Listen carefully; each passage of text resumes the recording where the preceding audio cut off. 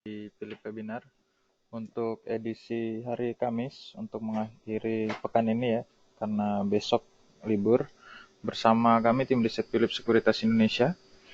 Jadi sebelum kami mulai, seperti biasa kami ingin mengkonfirmasi terlebih dahulu apakah suara dan layar sudah terdengar dan terlihat dengan jelas.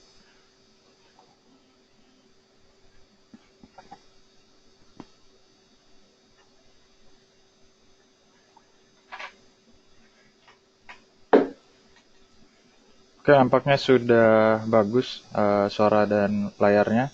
Terima kasih konfirmasinya Pak Robertus, Agustinus, dan Bapak Agung. Langsung saja kita mulai untuk sesi pertama yang akan dibawakan oleh Pak Jasa dimulai. Silakan Pak.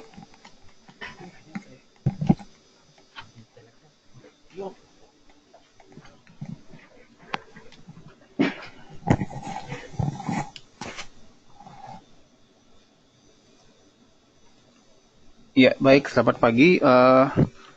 Untuk hari ini kami melihat IISG lebih berpeluang untuk bergerak melemah ya, atau bearish secara moderat. Dengan support berada di 4467, sementara resisten berada di 4860. Indeks saham regional pagi ini dibuka menguat ya, mengikuti rally indeks saham utama di Wall Street semalam. Yang didorong oleh adanya harapan bahwa pandemik virus corona sudah mendekati puncaknya. Hal ini terlihat dari tingkat jumlah orang yang masuk rumah sakit atau hospitalization rate di negara bagian New York yang sudah mulai datar ya, artinya tidak bertambah gitu, stabil. Dan juga di Wuhan yang menghentikan kebijakan lockdown-nya yang sudah berjalan lebih dari 2 bulan. Jadi di Wuhan tampaknya sudah mulai akan kembali normal. Jadi itulah beberapa indikasi yang dilihat oleh investor bahwa puncak dari pandemik ini semoga saja sudah dekat ya. Dan inilah yang mendorong kenaikan harga saham di sektor kesehatan ya di Amerika Serikat, sehingga membuat indeks S&P 500 naik.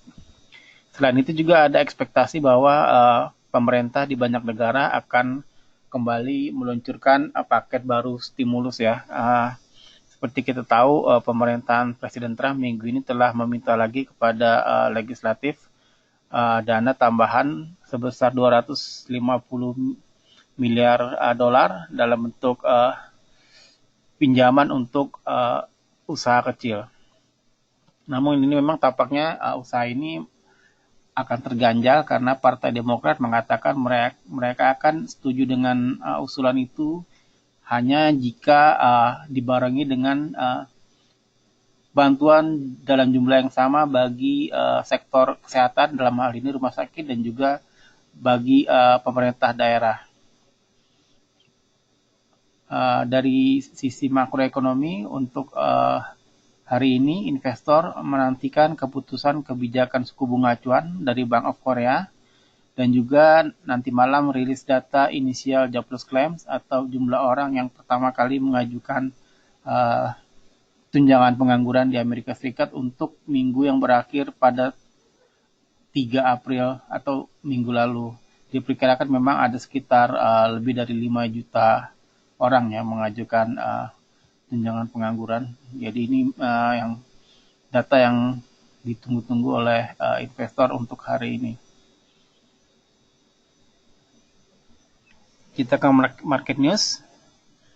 Yang pertama adalah PT Adikarya atau ADI. ADI mengatakan bahwa proses tender untuk sejumlah proyek mulai ditunda akibat dari pandemik virus corona. Berikutnya adalah PT Jasa Marga atau JSMR. Moody's merubah prospek dari utang JSMR menjadi negatif dari sebelumnya stabil. Dalam 12 hingga 18 bulan ke depan, Moody mengestimasi bahwa likuiditas dari jasa marga akan melemah karena memang adanya kebijakan ini ya, pembatasan uh, stay at home segala macam itu. Jadi memang jumlah volume kendaraan tentunya berkurang drastis ya. Terakhir adalah PT Modern Land Realty atau MDLN.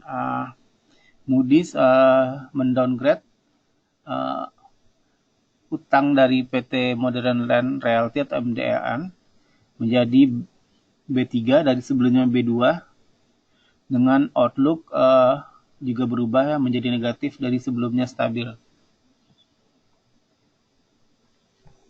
Kita ke foreign flow. Untuk pasar saham kemarin asing mencatatkan net sell 370,5 miliar rupiah, sehingga total aliran dana asing secara year to date net sell 15,10 triliun. Sementara dari sisi kinerja IHSG secara year to date kemarin minus 26,56%, sementara LQ45 secara year to date minus 31,22%.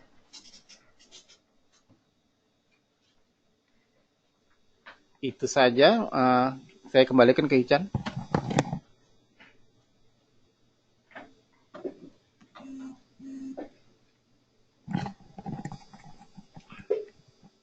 Baik, terima kasih Pak Jasa atas pemaparan makroekonominya. Jadi benar apa yang dikatakan oleh Pak Jasa, jadi kami masih melihat pergerakan market pada perdagangan tanggal 9 ini atau hari Kamis ini lebih cenderung moderat ke bearish ya, lebih cenderungnya. Karena mengingat jika kita lihat dari awal April saja volume daripada atau aliran perdagangan dari asing atau foreign flow-nya itu sudah minus 1,7 triliunan untuk dihitung dari awal April.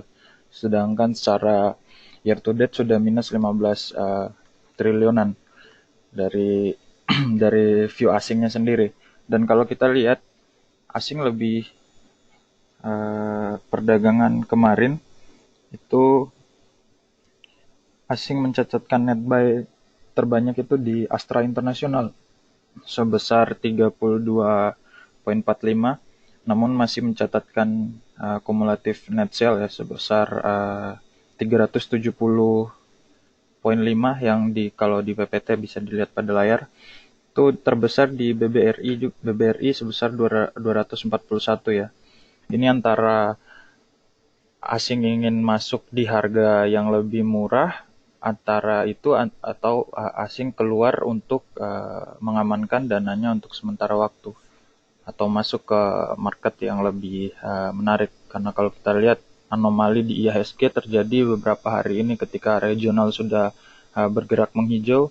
Kalau kita lihat IHSG justru bergerak negatif untuk beberapa pekan ini karena ya aliran dana asingnya cukup masif keluar gitu. Kurang lebih seperti itu review pergerakan daripada IHSG-nya. Jadi sekarang kita masuk ke oh iya, saya ingin mereview terlebih dahulu technical rekomendasi yang kami rekomendasikan pada pekan lalu ya. Itu pada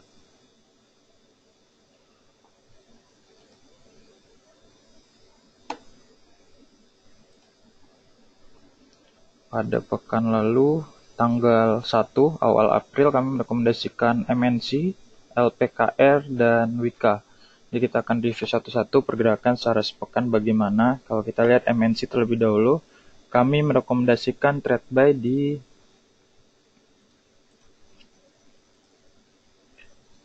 level 960, kemudian target price satunya di level 990, kemudian target price 2 di level 1030, kemudian titik stop loss pada tanggal 1 itu di level 830 untuk MNC. Kita lihat pergerakannya bagaimana.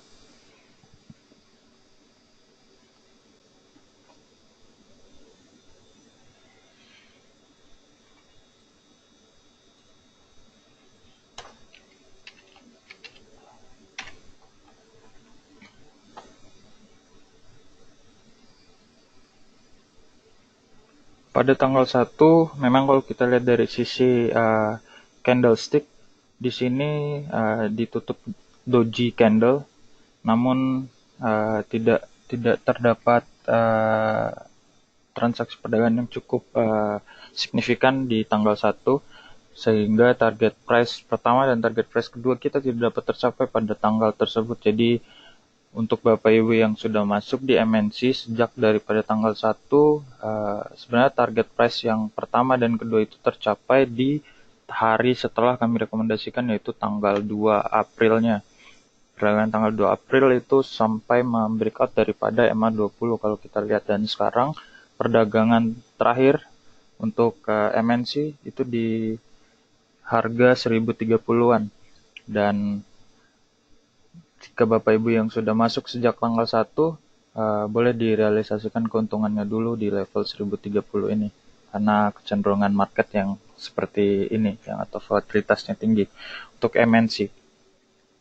Kemudian yang kedua ada LPKR. Kami pada pekan lalu tanggal 1 merekomendasikan LPKR di level 1133.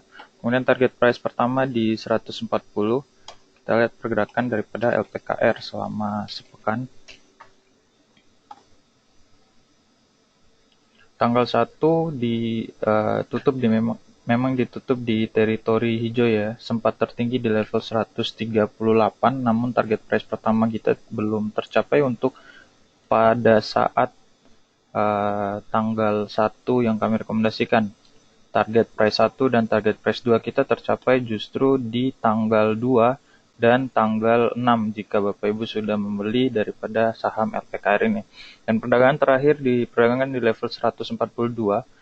Jadi boleh kalau kita ingin day trade, tipe day trade, trading harian ini bisa untuk di koleksi sebenarnya di level 140-an, rentang harga 140-an sampai 142 di harga sekarang, dan gunakan level higher tertinggi pada tanggal 7 untuk jualan di level 160-an untuk LPKR. Kurang lebih seperti itu.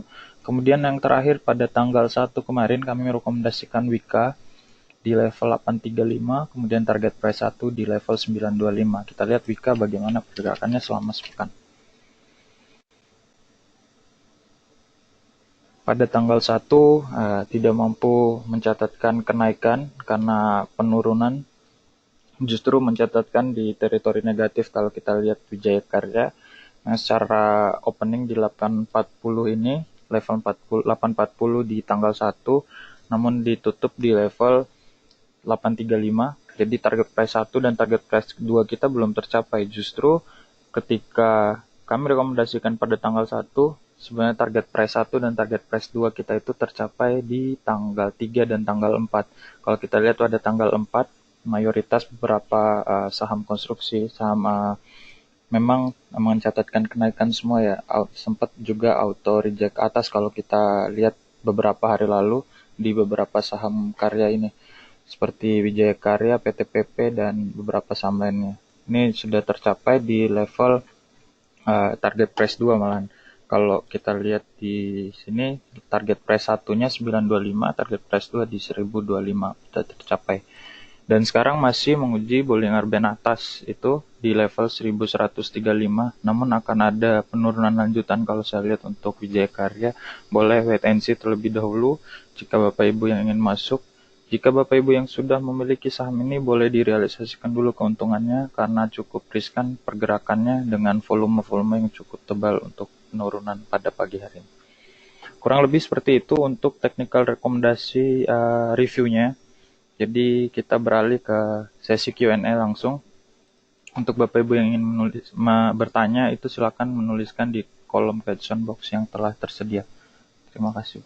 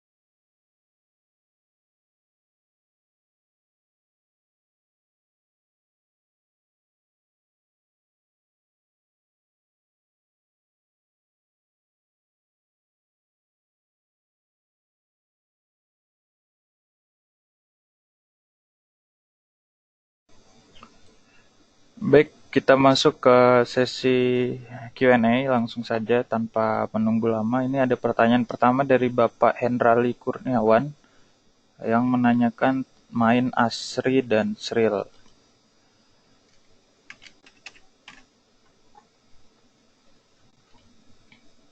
Untuk main memang secara long term memang masih terlihat melandai pergerakannya di sini. Namun ada pullback di sini pada tanggal 24 Maret bulan lalu dan sekarang masih menguji MA20-nya di level 476 secara teknikal. Namun dari volume juga sudah mulai menipis. Di sini akan ada penurunan lanjutan untuk main. Saya sarankan untuk wait and see terlebih dahulu, buy on weakness di level 450 untuk main. Kurang lebih seperti itu karena dari segi teknikalnya sudah mulai melandai. Di sini ada penurunan yang cukup tajam terjadi pada perdagangan hari kemarin di level 476. Jadi kita wait and see terlebih dahulu, boleh buy on weakness di 450 untuk main. Kemudian Asri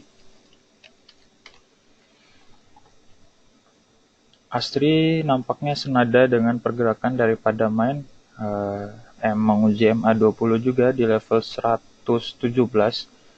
Ini belum ada tanda-tanda pullback karena aksi profit taking ini nampaknya terjadi 2 hari kemarin.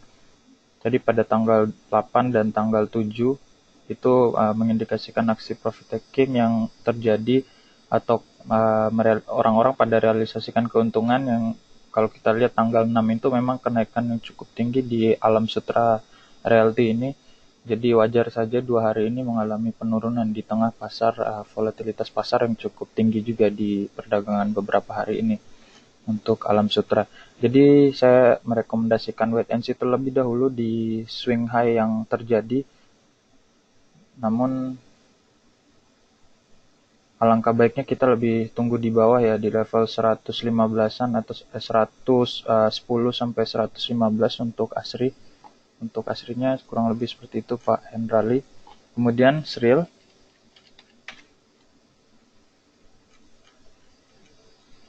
Kenaikan yang terjadi di Sril juga cukup tajam ya. Sejak tanggal 20 Maret itu terjadi kenaikan yang cukup tinggi sampai menembus daripada MA20-nya di level 161.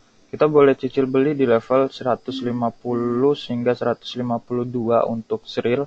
Boleh dijadikan level entry point karena rentan harga MA20 dan MA9-nya itu sebenarnya titik untuk beli sebenarnya ini untuk Sril. Boleh beli di level tersebut kurang lebih untuk Sril Pak. Kemudian pertanyaan lanjutan dari Bapak Agung Nugroho yang menanyakan BBTN dan Pegas.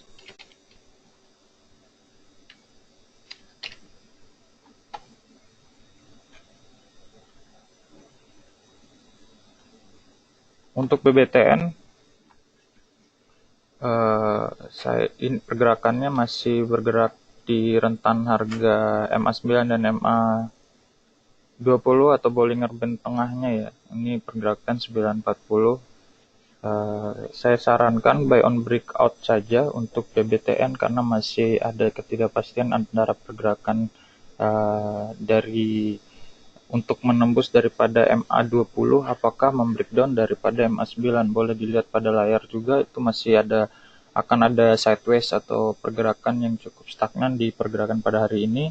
Jadi boleh kita tunggu dulu apakah BBTN menarik atau tidak. Saya sarankan untuk buy on breakout saja MA20 di level 980-an.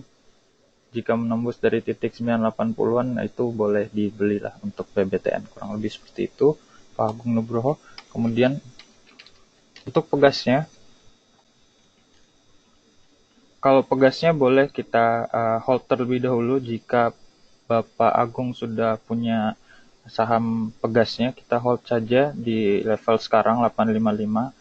Nampaknya ini akan menguji MA20, kemudian pullback lagi, pergerakannya akan reversal lagi di level 805 ini. Jadi kalau sudah punya barangnya daripada tanggal 24, karena di situ ada pullback, sehingga pergerakan di sini cukup solid ya, pergerakan dari pegas sekarang masih bergerak di atas MA20. Kalau sudah punya, kita hold terlebih dahulu. Jika ingin keluar juga boleh, kemudian masuk di level 800 untuk pegasnya.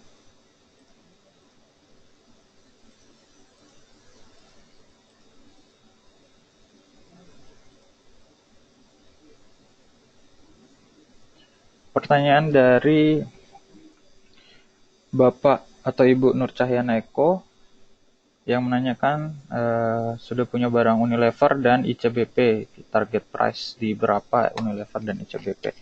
Kita bahas Unilever terlebih dahulu, Pak Cahyana Eko.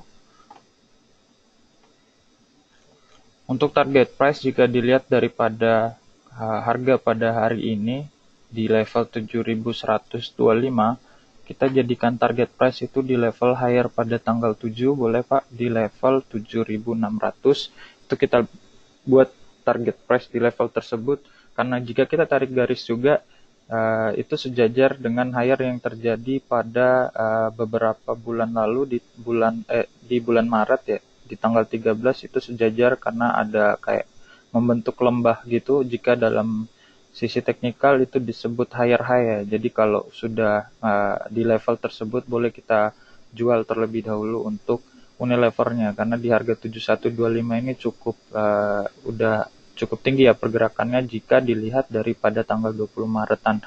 Karena pullback daripada pergerakan Unilever itu sebenarnya di tanggal 20 dan bergerak solid menembus daripada MA20 itu terjadi pada rentan waktu yang cukup singkat. Jadi secara minor trendnya juga ini Unilever sudah tinggi ya. Jadi kita boleh pakai high di level di tanggal 7, yaitu di level 7.600-an untuk Unilever. Di hold saja dulu Pak untuk Unilevernya. Kemudian ICBP.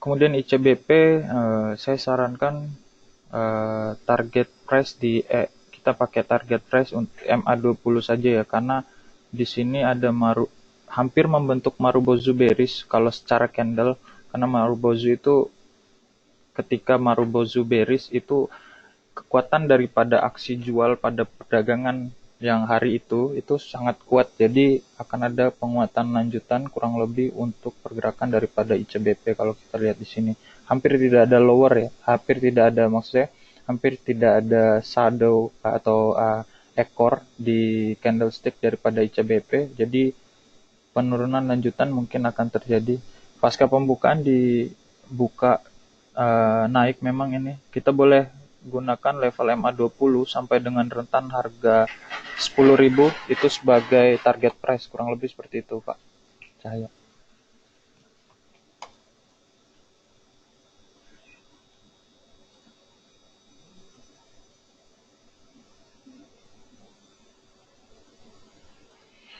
Kemudian pertanyaan setelahnya dari Bapak Andri, sektor apa saja yang paling bad perform dan yang akan good perform selama masalah pandemi COVID-19 dan dampak perekonomian setelahnya? Jadi kalau kita bisa melihat ke belakang, mulai dari awal masuknya COVID-19 di Januari, memang kami melihat sektor-sektor yang paling akan berpengaruh negatif itu sebenarnya sektor-sektor pariwisata kurang lebih, kemudian consumer good. Kalau kita lihat consumer good, jika sebelum aturan PSBB berlaku, itu sebenarnya sudah mulai tidak ada konsumsi juga turun daripada untuk membeli makanan-makanan ringan. Kalau untuk sektor bad performnya dari pariwisata, kemudian consumer good, dan apa Pak ya? Transportasi juga, infrastruktur lebih berpengaruh juga untuk bad performnya. Jadi kalau untuk good perform di luar daripada sektor itu seperti telekomunikasi boleh disiasati untuk beli untuk komunikasi, kemudian sektor-sektor media, subsektornya media juga, karena ketentuan work from home juga ini akan meningkatkan daripada traffic atau rating media-media, karena beberapa nasabah atau investor lebih cenderung berdiam diri di rumah untuk menggunakan daripada uh, ini telekomunikasi dan sektor-sektor media. Kurang lebih seperti itu. Untuk dampak terhadap perekonomiannya,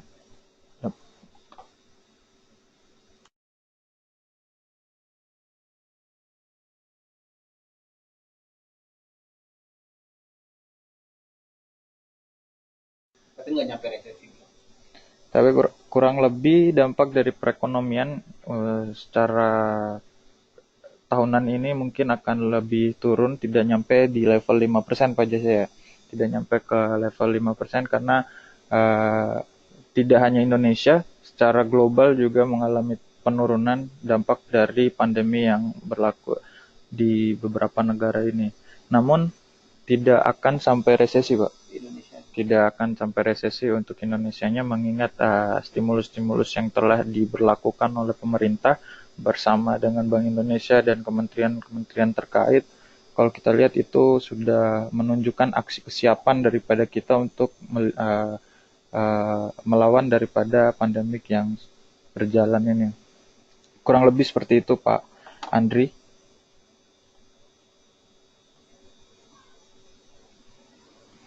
Kemudian Bapak Riyad Iskandar menanyakan, sudah terjawab sebenarnya tadi untuk 3 bulan ke depan sektor apa yang masih uptrend.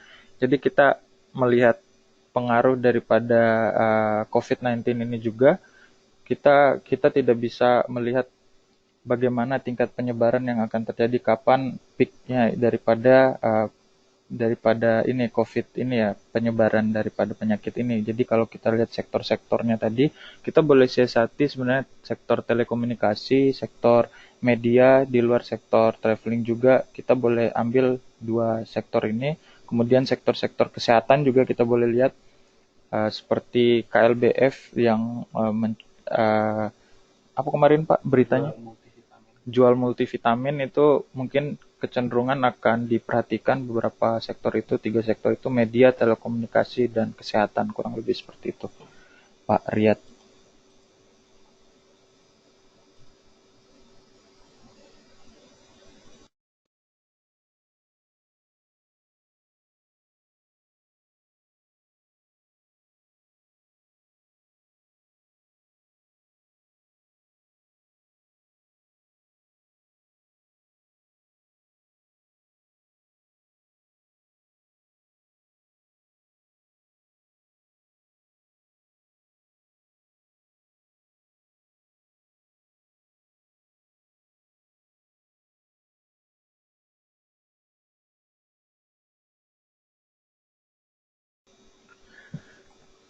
Pertanyaan lanjutan dari Bapak Riyad Iskandar itu yang menanyakan tentang untuk penundaan infrastruktur apakah berpengaruh terhadap kinerja emiten konstruksi BUMN.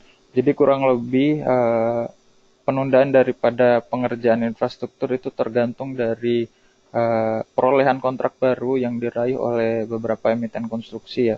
Jadi bukan hanya emiten konstruksi, kalau kita bisa lihat beberapa konstruksi-konstruksi emiten-emiten konstruksi ini mengerjakan proyek perolehan kontrak yang dicapai pada tahun ini itu dikerjai di tahun setelahnya. Jadi apa yang dikerjakan pada tahun 2020 ini sebenarnya perolehan kontrak baru yang sudah dicapai di tahun sebelumnya, yaitu di tahun 2019. Jadi ketika penundaan infrastruktur terjadi di tahun ini atau di tahun 2020, nanti akan berdampak di 2021 dan di tahun-tahun setelahnya karena mereka berdasarkan daripada perolehan kontrak.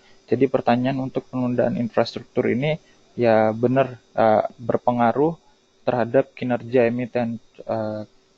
Mungkin akan berpengaruh negatif ya kalau kita lihat. Karena kalau kita lihat news yang kami sajikan juga tadi baru-baru ini, Moody's siapa ya Pak Jas? Jasa Marga di sini Adikarya juga sudah Moody's merevisi daripada utangnya negatif from before stable. Jadi kalau kita lihat Moody's juga udah merevisi daripada kinerja Jasa Marga, ADI beberapa emiten-emiten konstruksi lainnya. Kurang lebih seperti itu, Pak Riyad.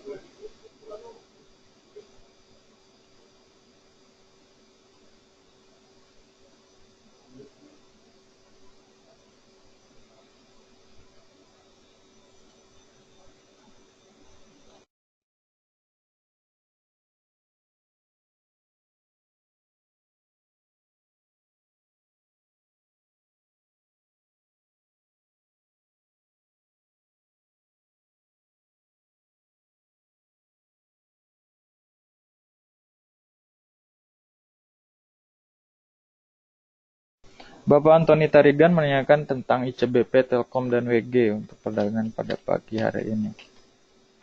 Ya, ICBP tadi udah ditanyakan oleh Bapak eh, tadi udah ditanyakan ya ICBP target price-nya di berapa. Karena tadi sebelum market buka memang saya bilang kita boleh jual di level MA20 di level 9.700-an sampai dengan pada level 10.025 karena kenaikan cukup tinggi untuk pergerakan daripada ICBP pada perdagangan hari ini di tanggal 9 itu dibuka di level 9.600, kemudian tertinggi di 10.100. Ini secara intraday ini cukup tinggi ya pergerakannya, akan membentuk shadow yang cukup panjang nampaknya ini jika berlangsung penurunan akan ada aksi profit taking nampaknya pergerakan daripada ICBP. Jadi kalau mau masuk kita boleh siasatin di level 9.700-an. Ini akan ada penurunan untuk ICBP. Kurang lebih seperti itu. Kemudian Telkomnya bagaimana? Telkom di pasca pembukaan pasar pada perdagangan hari ini memang dibuka menghijau, namun ketahan di MA9 ya, di rentan harga 3.065 sampai dengan 3.200 itu pergerakan daripada Telkom. Boleh kita siasatin di MA20 atau di harga sekarang juga boleh lebih rendah. Kemudian kita pasang target price di level 3.220 untuk Telkom. Boleh disiasatin karena ini hanya kontraksi wajar atau penurunan wajar saja.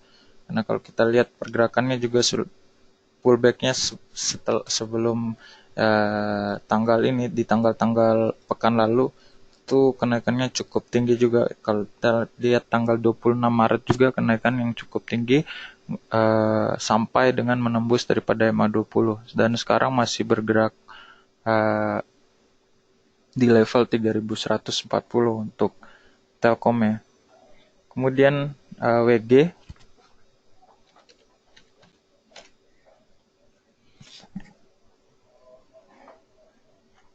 dua hari ini memang kalau kita lihat pergerakan dari WG itu mengindikasikan aksi profit taking yang disebabkan oleh kenaikan yang sudah cenderung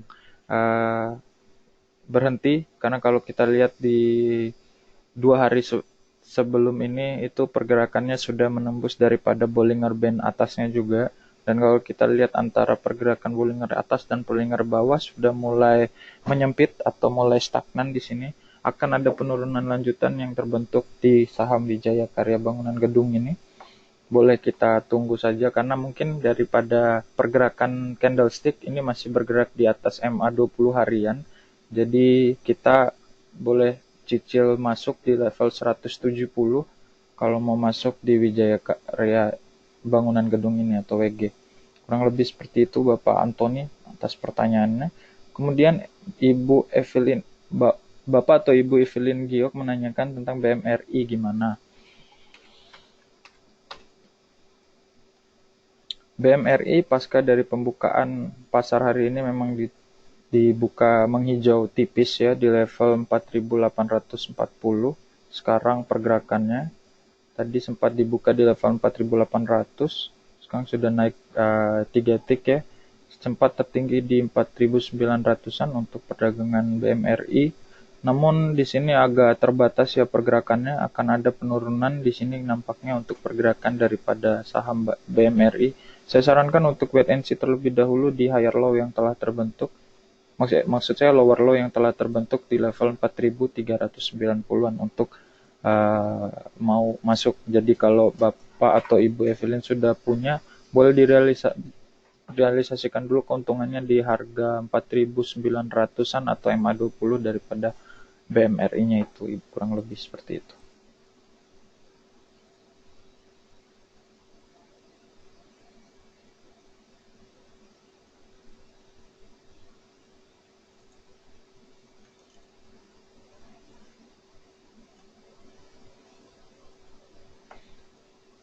Kemudian pertanyaan lanjutan dari Bapak Anton Gunawan yang menanyakan Java, Adi, dan Adaro.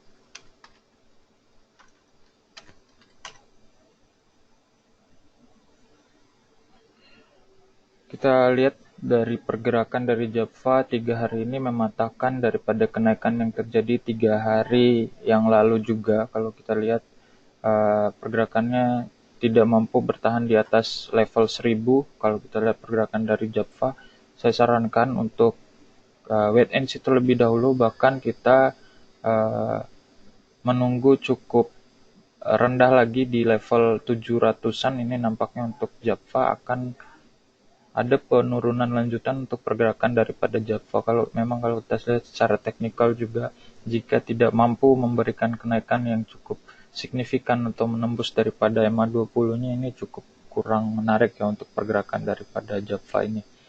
Sekarang di level 900-an nampaknya akan ada penurunan lanjutan pada perdagangan hari ini. Jadi kita boleh tunggu lebih rendah lagi di level 770-an untuk Java.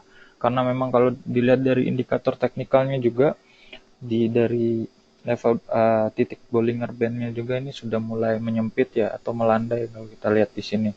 Karena sudah mulai menunjukkan ada pergerakan sideways terlebih dahulu untuk Java nampaknya. Kemudian pertanyaan lanjutan dari Bapak Anton Gunawan itu ada Adi. Adi, seperti pertanyaan yang diberikan oleh Bapak Riyad Iskandar tadi, untuk beberapa saham-saham konstruksi memang kenaikan itu sudah cukup tinggi terjadi itu pada tanggal 6. Jadi pada tanggal 6 itu kenaikan cukup tinggi, sempat mengarah juga beberapa saham-saham karya. Jadi sekarang bergerak turun. Itu sebenarnya aksi profit taking yang terjadi setelah kenaikan yang terjadi pada tanggal 6 tersebut. Kalau kita lihat untuk ADI juga di level 575 sekarang ini, saya sarankan untuk wait and see lagi.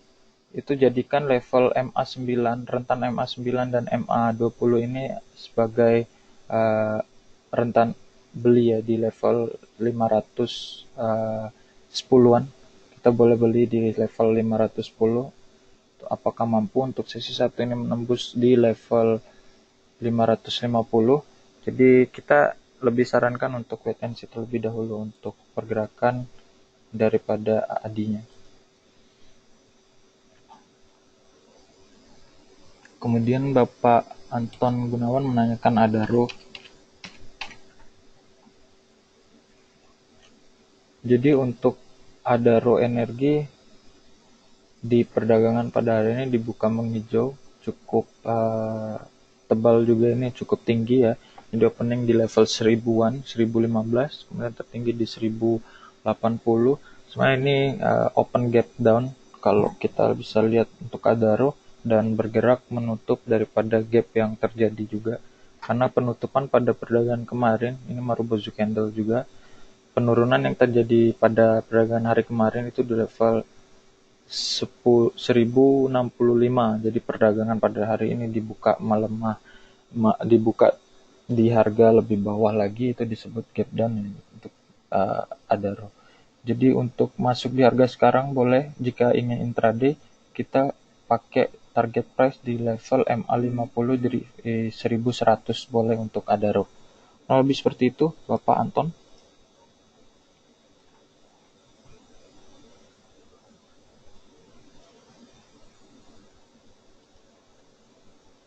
Ibu Heni menanyakan tentang Medco, Inaf, dan HMSP.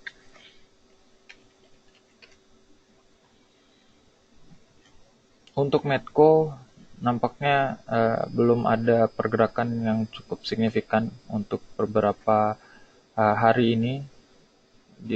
Terhitung 3 hari ini mencatatkan penurunan. Jika hari ini ditutup melemah juga, alangkah baiknya kita menunggu di level 440-an untuk Medco. Ini secara teknikal, jika mengalami penurunan sampai pada level MA9-nya, ini akan mengkonfirmasi pergerakan sideways yang terjadi untuk Medco Energi.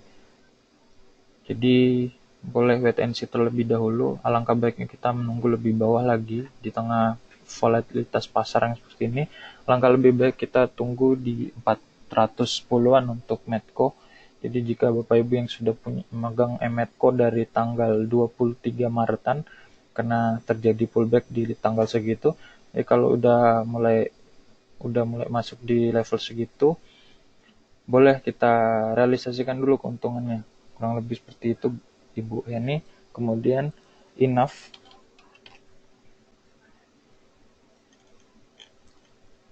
Nah, mengkonfirmasi pertanyaan yang ditarakan sektor-sektor yang menarik tadi, itu kita bisa lihat enough juga terrefleksi di perdagangan daripada tanggal uh, mulai dari tanggal 20 Maretan. Itu kalau kita lihat enough terjadi kenaikan yang cukup solid sampai membreakout daripada level belongnya atas, dan sekarang justru membreakout daripada MA 200-nya di level 1200-an. Jadi untuk mau masuk di enough ini uh, cukup riskan juga, karena sudah bergerak cukup tinggi juga untuk pergerakan dari Indofarma. Jadi jika ingin membeli atau masuk di saham enough ini, alangkah baiknya kita tunggu koreksi terlebih dahulu di level 1100 untuk pergerakan daripada enough. Nampaknya tidak mampu menembus daripada MA 200-nya ini kalau kita lihat 200 hariannya. Jadi kita lebih baik nunggu di bawah atau di level 1100 sampai dengan 1105 untuk pergerakan daripada enough. Kemudian HMSP-nya bagaimana? Untuk saham-saham seperti HMSP atau gudang garam, ini memang mencatatkan kenaikan yang cukup tinggi.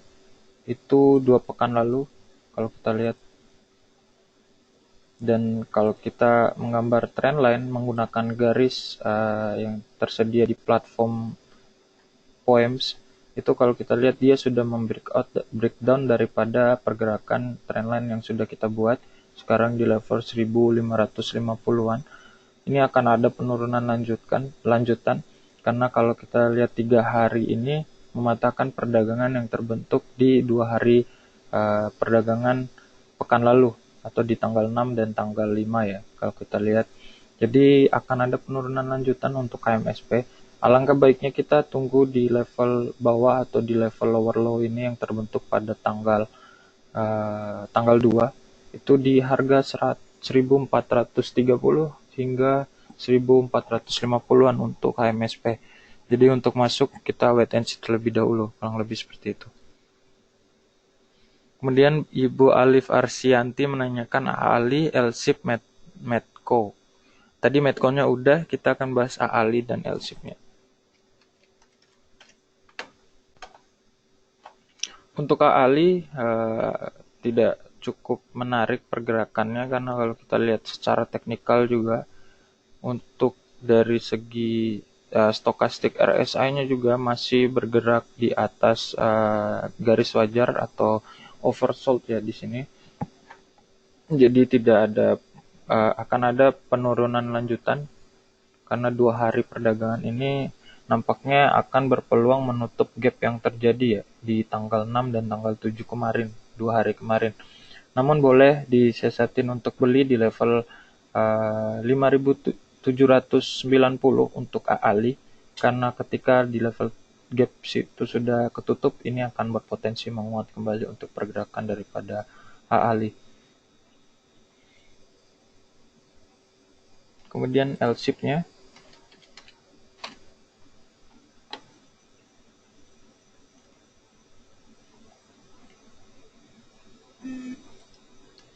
Untuk L-shape pergerakannya dibuka melemah untuk perdagangan hari ini di level 825. Jika sudah punya barangnya L-shape-nya dari tanggal 20-an Maret atau di titik pullback-nya, kita boleh realisasikan keuntungan dulu.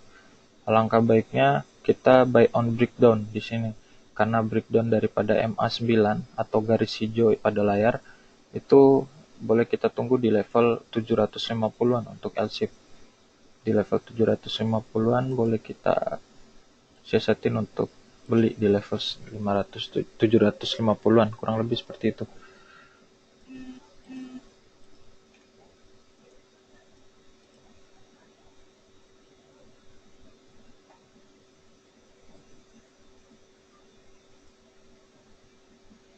Kemudian Ibu Nares Cainani menanyakan sudah beli BBTN di 900 dan ERA beli di 1000. Apakah sebaiknya lepas dulu atau simpan? Kurang lebih kita lihat BBTN dan ERA-nya dulu. BBTN pasca pembukaan di level 985 dan sekarang bergerak menurun 920. Ini ada indikasi tertahan di MA9 harinya di level 900-an. Jika masih bertahan di level 900-an, alangkah lebih baik ini di hold saja, karena kalau Ibu masuk di level 900-an, titik belinya boleh kita tahan dulu, karena MA9-nya belum ke break di sini ya, jadi boleh kita hold terlebih dahulu.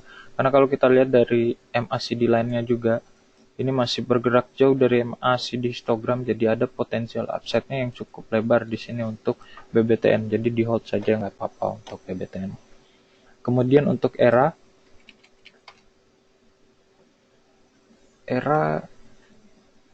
jika kita lihat dari sini juga sama, karena kalau kita lihat BBTN-nya membreak MA20, karena ERA belum membreak daripada MA20, kita hold juga nggak apa-apa untuk perdagangan daripada ERA Jaya ini. Jadi ketika level 1040 di breakdown ke bawah, boleh kita lepas dulu untuk ERA, karena akan ada penurunan lanjutan. Masih ada 2 level yang harus di break sebenarnya di sini untuk perdagangan daripada ERA. Level 1040 dan level 990 baru mengkonfirmasi penurunan bearish minor trendnya. Jadi untuk sekarang kita hold dulu, nggak apa-apa Bu, untuk ERA dan BBTN-nya, kurang lebih seperti itu. Kemudian Bapak Piong menanyakan BRI, BCA, dan ADRO. Untuk BRI kita wait and see terlebih dahulu Pak, karena di sini masih mencatatkan penurunan juga. Jika ingin intraday jika ingin main intraday atau satu harian, itu kita boleh pakai MA20 dan MA9-nya untuk beli. Jadi untuk sekarang saya sarankan untuk wait and see terlebih dahulu, karena ini akan ada potensi penurunan lanjutan sampai menyentuh di level 2400-an lagi untuk BBRI nampaknya, jika arus asing masih mencatatkan net sell ya. Kalau kita lihat secara year to date juga sudah mulai melebar arus asing yang keluar dari pasar domestik, kurang lebih seperti itu, dan mencatatkan penurunan keluar paling besar itu di BBRI nampaknya untuk beberapa hari yang lalu. Untuk BRI-nya di wait and see terlebih dahulu Bapak Piong. Kemudian BCA. Untuk BCA sama, namun di sini ada penguatan tipis untuk pergerakan dari BCA, karena dibuka di 28.000, sekarang tertinggi di 28.475. Jadi akan cukup stagnan pergerakan daripada hari ini untuk BCA-nya. Jadi boleh masuk di level 28.000 atau di harga sekarang. Kita siasatin perdagangan intraday saja sampai dengan level 28.500-an. Kurang lebih tipis saja untuk BBCA-nya, karena di sini masih stagnan saja pergerakannya. Jadi boleh di hold saja untuk BCA kalau sudah masuk dari beberapa hari yang lalu dan yang punya uh, yang ingin masuk, boleh kita siasati di level 28.000 untuk BCA. Kemudian Adaro masih juga, karena tadi sudah ditanyakan juga, untuk Adaro kalau perdagangan pada hari ini memang dibuka breakdown, open gap down maksud saya, di level cukup rendah dari closing pada perdagangan hari kemarin di level 1015. Jadi kalau mau masuk boleh ditunggu di rentan harga 1030-an untuk Adaro, sampai dengan sisi satu apakah mampu bergerak di atas MA9 atau tidak. Kurang lebih seperti itu. Jadi untuk Adaro tunggu di 1030-an untuk.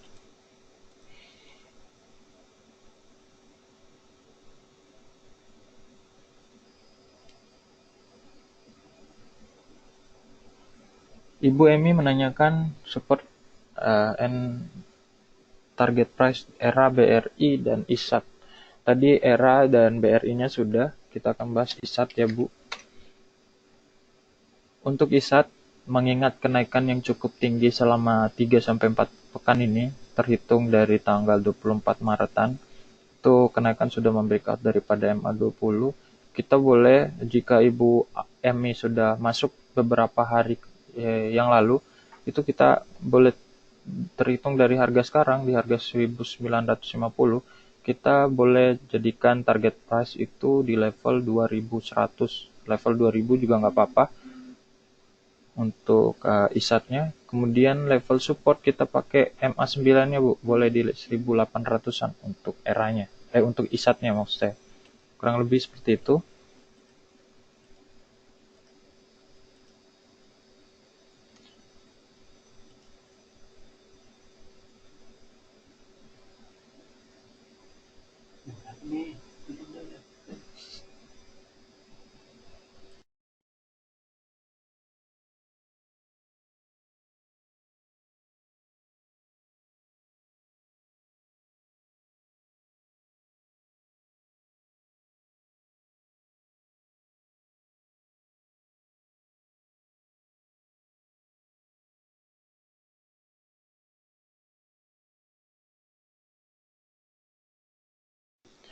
Pertanyaan dari Bapak Rusdina. Jadi untuk diketahui, waktu di Philips Sekuritas sudah menunjukkan waktu 9:30 ya. Jadi kurang lebih 3 pertanyaan lagi yang dapat saya jawab untuk perdagangan pagi hari ini. Mohon maaf ya untuk beberapa pertanyaan jika ada yang tidak terjawab. Ini pertanyaan dari Bapak Rusdinal, mencoba menjawab dari Pak Rusdinal yang menanyakan, mengapa kenaikan Antam perlahan padahal harga emas naik begitu tinggi? Karena ini mungkin uh, korelasi antara pergerakan daripada harga emas dunia dan Antam itu sebenarnya tidak terlalu berbanding lurus ya. Jika kenaikan yang terjadi di harga emas yang cukup tinggi, kemudian Antamnya itu perlahan saja, karena produksi daripada Antam sendiri itu lebih cenderung besar di nikel dan boksit ya. Kalau kita lihat secara produksinya, kalau emas itu hanya 10% daripada tingkat produksi daripada Antam untuk diketahui oleh Bapak Ibu sekalian. Jadi wajar saja korelasi yang terbentuk ya tidak begitu valid ya, ketika harga emas naik signifikan, kemudian harga Antam ya cenderung stagnan atau perlahan, ya wajar saja karena produksinya 10% doang untuk emas, kurang lebih seperti itu. Kemudian menjawab pertanyaan dari Bapak atau Ibu Putu Patmi menanyakan tentang SMRA, BRI, dan Telkom. Untuk SMRA masih melanjutkan penurunan lanjutan setelah 3 hari beruntun ini mengalami bearish juga.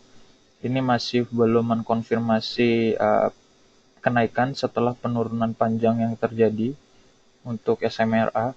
Jadi jika ingin masuk, alangkah lebih baik menunggu lebih rendah lagi di level 435-an untuk SMRA. Kurang lebih segitu levelnya, karena kalau kita lihat secara indikator stokastik RSI-nya juga masih bergerak di atas level rasio normal atau di oversold ya di sini. Kemudian titik volume juga masih melandai. Kemudian level MACD belum ada sokongan untuk berbalik arah atau pergerakan bullish untuk SMRA-nya kurang lebih. Kita lebih tunggu di level 430-an untuk SMRA. Kemudian BRI tadi sudah, Telkom. Untuk Telkom boleh kita, jika ingin trading, kita tunggu aja di level MA20 3040-an, kemudian level target price tipis di level 3120 sampai dengan 130-an, 170-an menurut saya untuk Telkom. Jadi gunakan rentan yang terbentuk antara MA9 dan MA20-nya saja jika ingin trading untuk Telkom. Ini pergerakannya masih stagnan saja walaupun mencatatkan kenaikan ya di sini.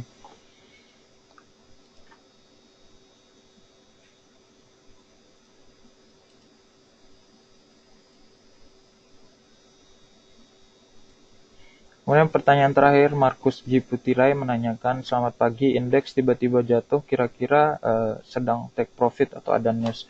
Kalau kita lihat IHSG, untuk perdagangan pada hari ini memang dibuka di 4626, tertinggi di 4669. Sempat ada penguatan tipis di pergerakan daripada ISG, karena kami juga kalau tadi pagi itu mengisyaratkan untuk pergerakan daripada ISG cenderung bearish ya, makanya beberapa saham teknikal rekomendasi kita tidak kami sajikan untuk perdagangan pada hari ini, karena mengingat aksi masifnya keluar asing ya.